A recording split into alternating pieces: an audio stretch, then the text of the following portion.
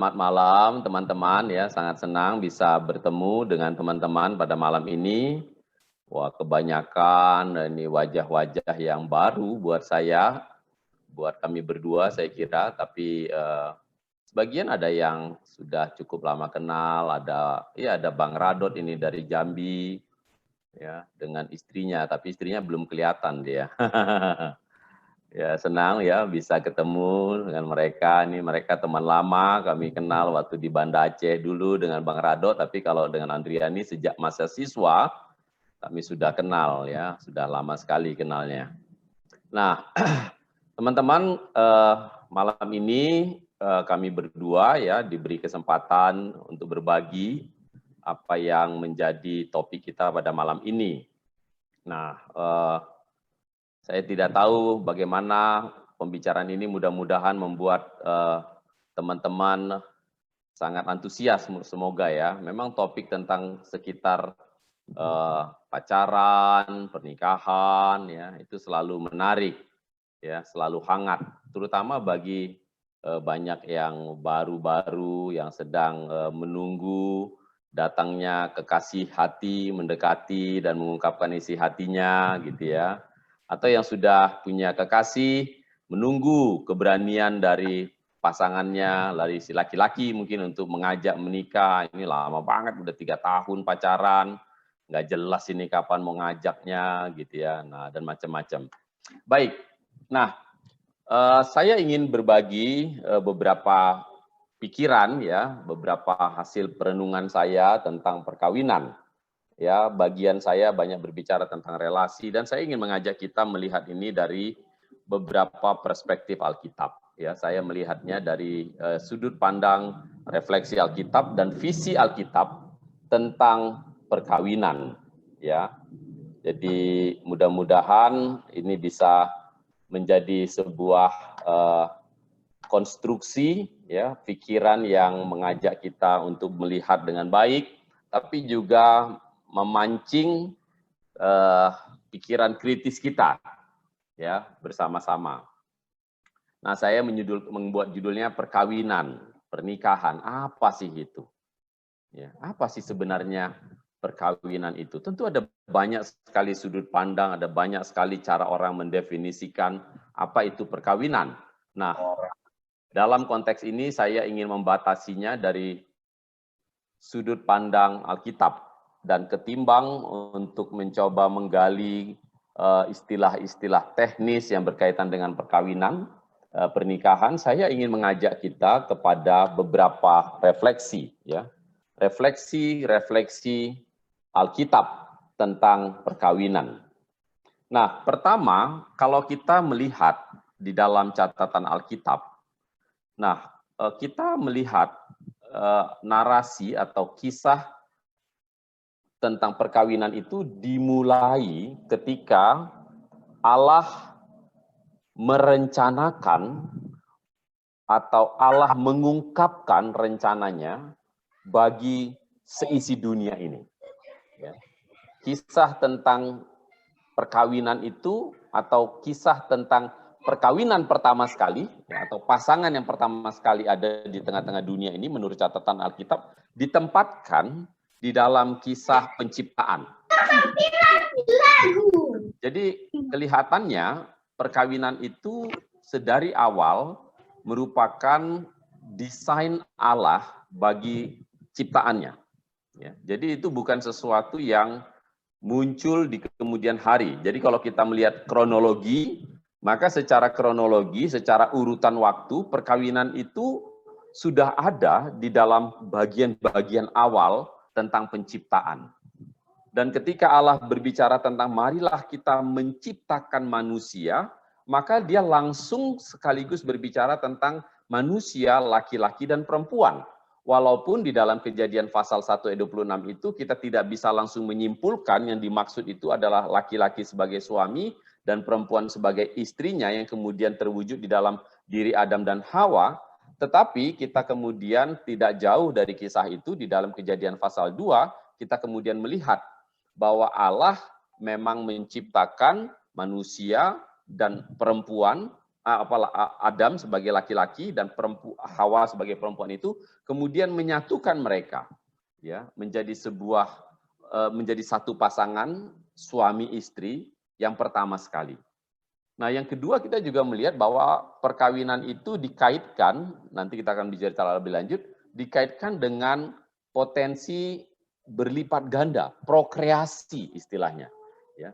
Jadi perkawinan itu ketika Allah menciptakan laki-laki dan perempuan, Allah menghendaki perjumpaan laki-laki dan perempuan di dalam sebuah perkawinan, dalam sebuah pernikahan itu idealnya ya akan menjadi sebuah perjumpaan yang akan melahirkan keturunan, ya, jadi prokreasi.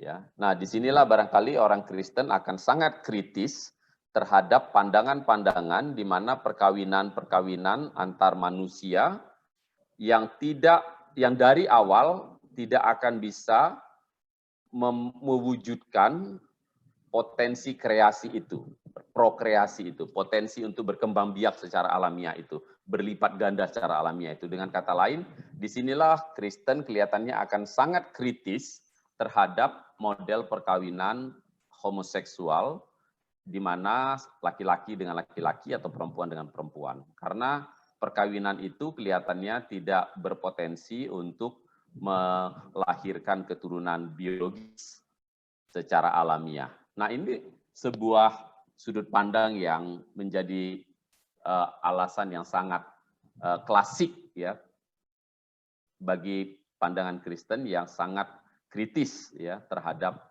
pasangan sejenis yang membentuk perkawinan mereka. Ya, jadi di situ satu ya. Jadi di sini kita melihat bahwa perkawinan itu di dalam narasi Alkitab adalah inisiasi Allah, ya, bagian dari rencana Allah bagi manusia dan bagian dari kisah penciptaan itu secara keseluruhan. Ya, jadi itu saya kira baik untuk kita ingat. Ya, jadi perkawinan itu bukan sebuah peristiwa yang terisolir dari semua kisah-kisah karya Allah di tengah-tengah dunia. Jadi baik buat kita untuk terus merenungkan bahwa perkawinan itu dikehendaki oleh Allah berada di dalam sebuah gambar yang lebih luas, yaitu karya Allah, kehadiran Allah di tengah-tengah seluruh ciptaan. Jadi menempatkan perkawinan dalam sebuah isolasi yang terpisah dari semua kisah karya Allah yang lain menjadi sebuah perkawinan yang tidak sepenuhnya mencerminkan rencana original Allah bagi perkawinan. Ya, nanti kita akan bicara itu lebih banyak ya.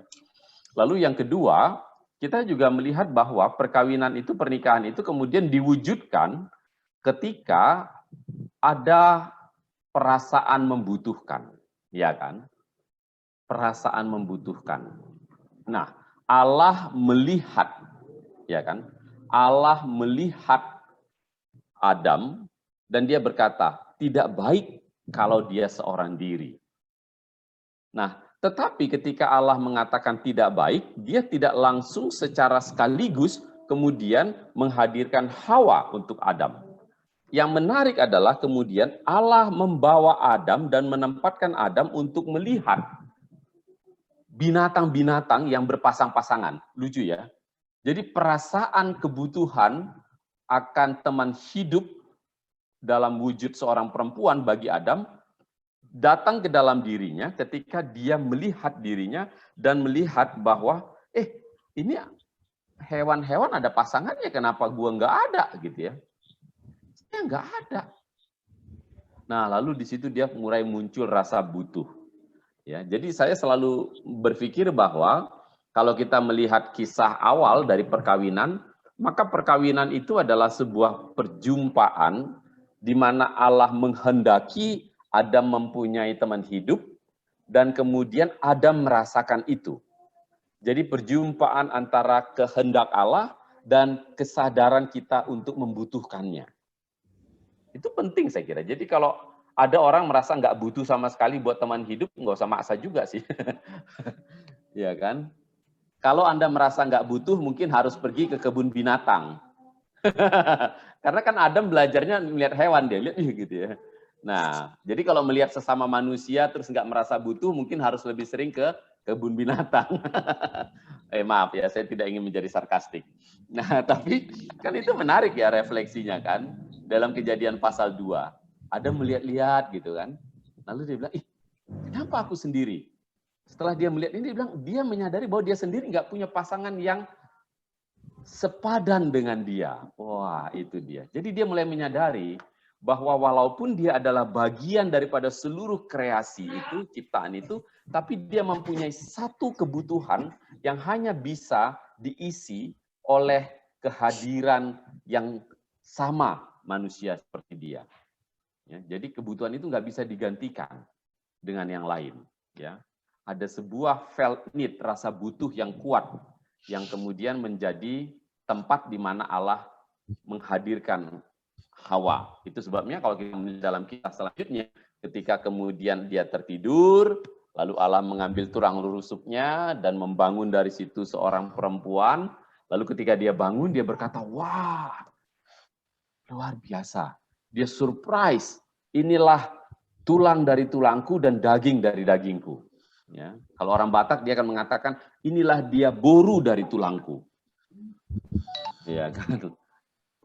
Ya kan, karena orang Batak laki-lakinya diharapkan banget gitu ya menikah sama anak perempuan dari saudara laki-laki mamanya, pamannya. Ya. Jadi tulang kalau orang Batak bilang. Ya, jadi tapi Adam sih nggak bilang begitu, kan dia nggak punya tulang kan, dia nggak punya paman. Ya terpaksalah tulangnya sendiri yang diambil, tulang dari tulangnya gitu ya. Nah, kita juga saya kira tidak perlu kemudian membangun sebuah pemahaman teologis yang sekuensial. Jadi kalau mau cari teman hidup itu belajar dari peristiwa Adam, dia butuh lalu dia tidur, tidur itu sama dengan berdoa dan seterusnya. Saya rasa itu sebuah sudut cara tafsir yang alegoris ya.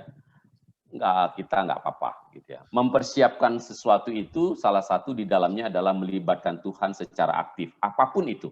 Ya, apalagi cari teman hidup. Ya, itu sebabnya kita perlu berdoa dengan sungguh-sungguh. Ya, jadi nggak usah membangun teologi berdoa sebelum dapat teman hidup dengan melihat, oh Adam tertidur. Tidur itu berarti dia berdoa. Mana saya tidur aja. Kalian pernah nggak tidur berdoa? Kan nggak pernah ya. Tidur aja, gitu kan. Sebelum tidur berdoa iya mungkin. Tapi kalau tidur ya tidur ya. Jadi saya pikir kadang-kadang waktu saya dulu masih muda gitu ya, saya sangat senang dengan tafsir seperti itu, bilang, oh tidur itu ya ibarat kita menutup mata. Kita berdoa menutup mata. Ya elah ini maksa banget ya, lama-lama saya pikir tafsirnya gitu. Nah tapi apakah kita harus berdoa? Ya iyalah. Ya kan, orang yang percaya kepada Tuhan akan senantiasa melibatkan Tuhan dalam aspek hidupnya. Oke, jadi ada rasa butuh, ya Allah punya keinginan, punya rencana, si manusia menyadari kebutuhan itu, maka akan ada pemenuhannya, fulfillment-nya. Ya, jadi penuhan itu dia merasa, wow, this is it, gitu ya, rasa terpenuhi yang luar biasa. Nah itu biblical reflection-nya, itu adalah refleksi Alkitabiah yang sangat basic, ya.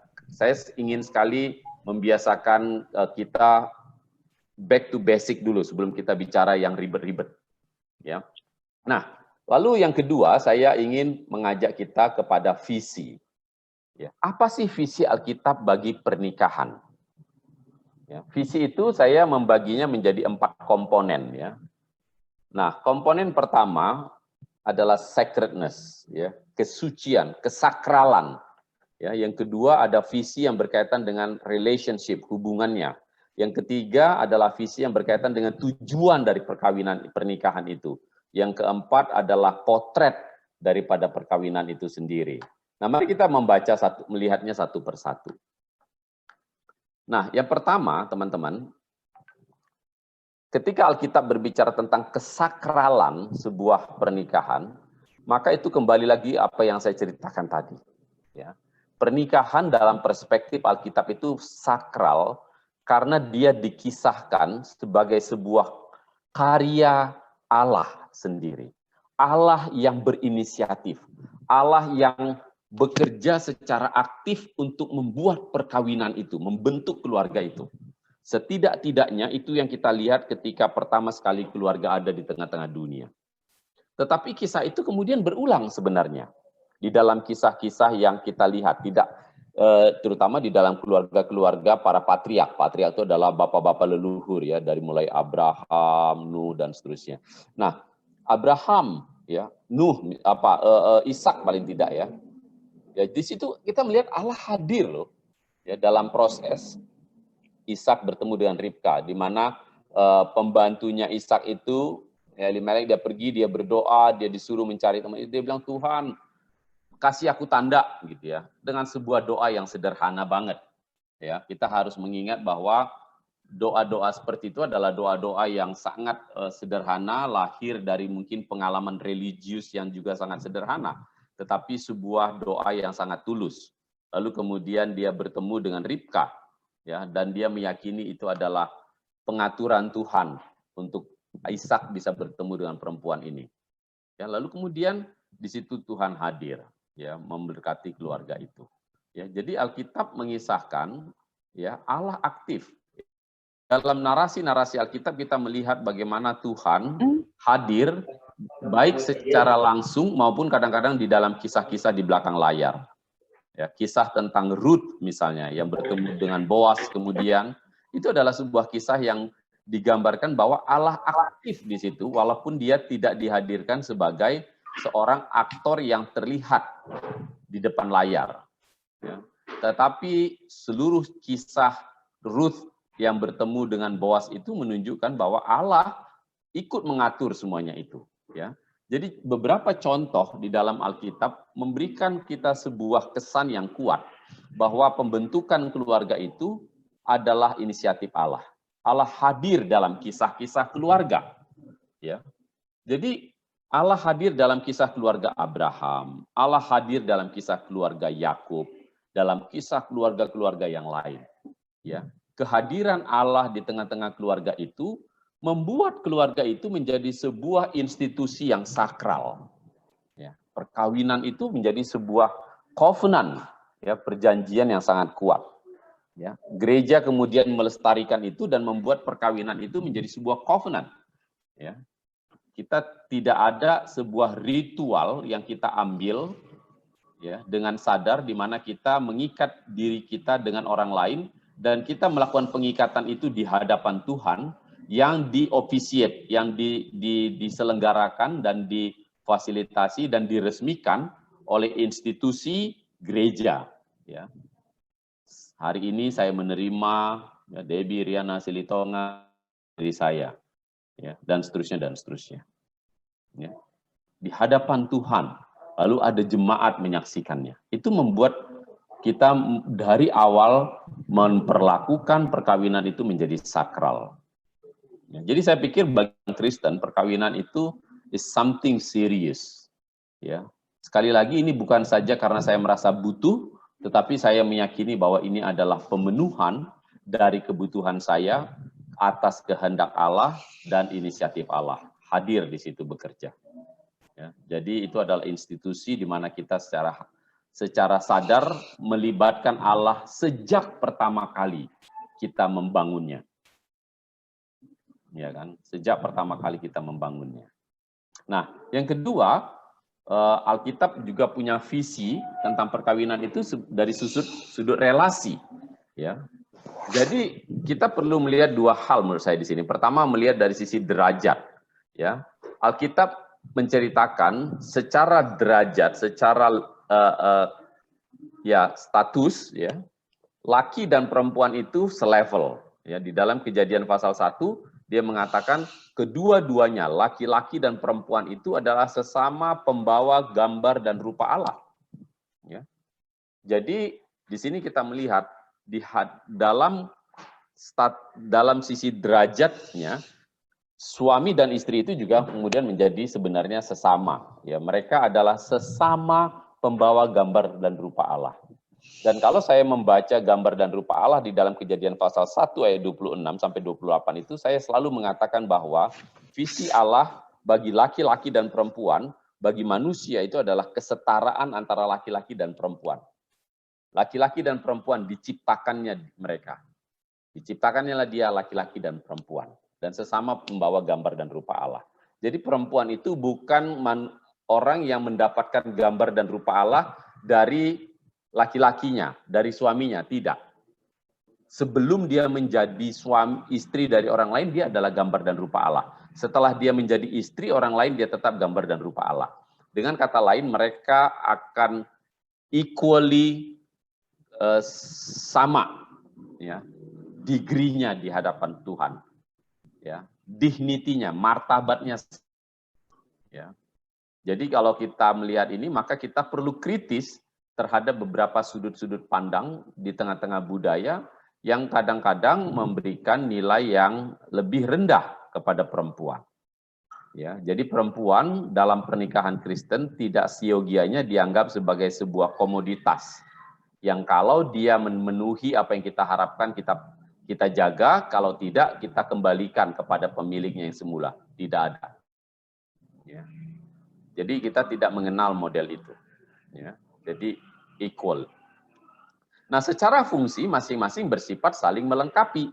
Ya, ada fungsi-fungsi yang akan dijalankan dengan baik oleh seorang perempuan, seorang ibu, seorang istri, dan ada fungsi yang akan dijalankan dengan baik oleh seorang laki-laki. Ya, jadi derajatnya equal, functionnya complementary, saling melengkapi satu dengan yang lain. Nah, purpose, tujuannya, ya. Habis ini saya akan berhenti, ya.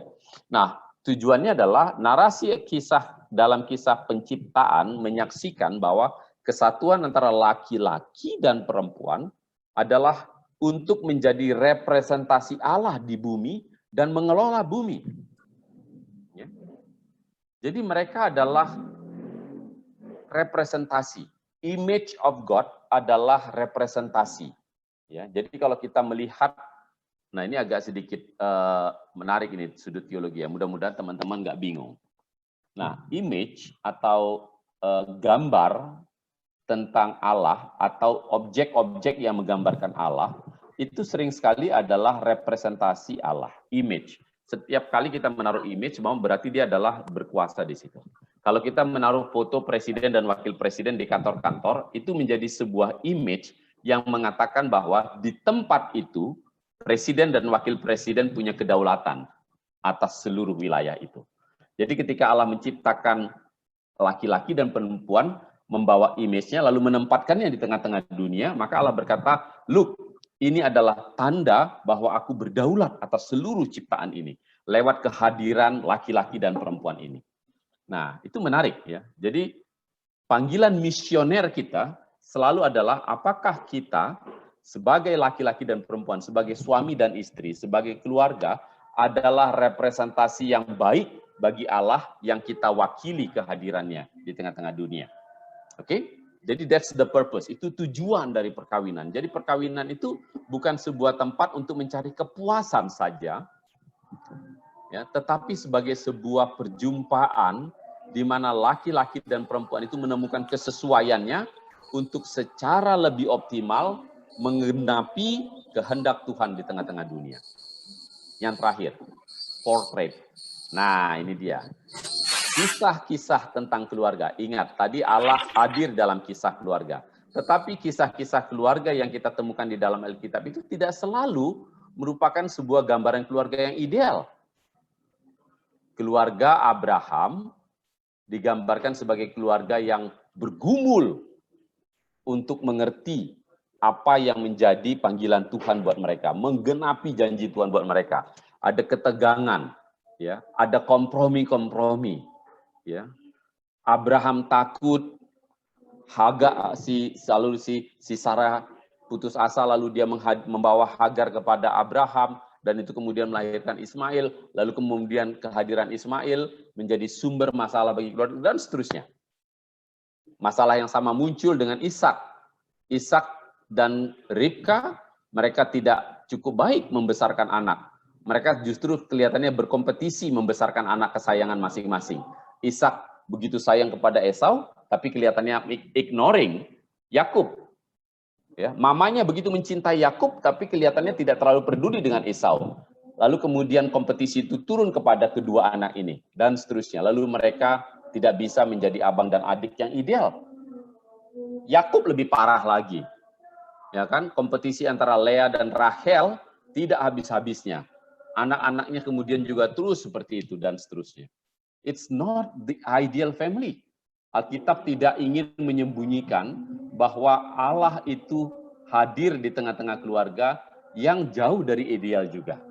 Nah, teman-teman nanti akan banyak yang membangun keluarga, dan kalau kalian bermimpi bahwa kalian nanti akan menikah dengan seorang laki-laki atau perempuan laki-laki akan menemukan perempuan, wah sama-sama dilayani, yang satu malah bekas koordinator satu universitas.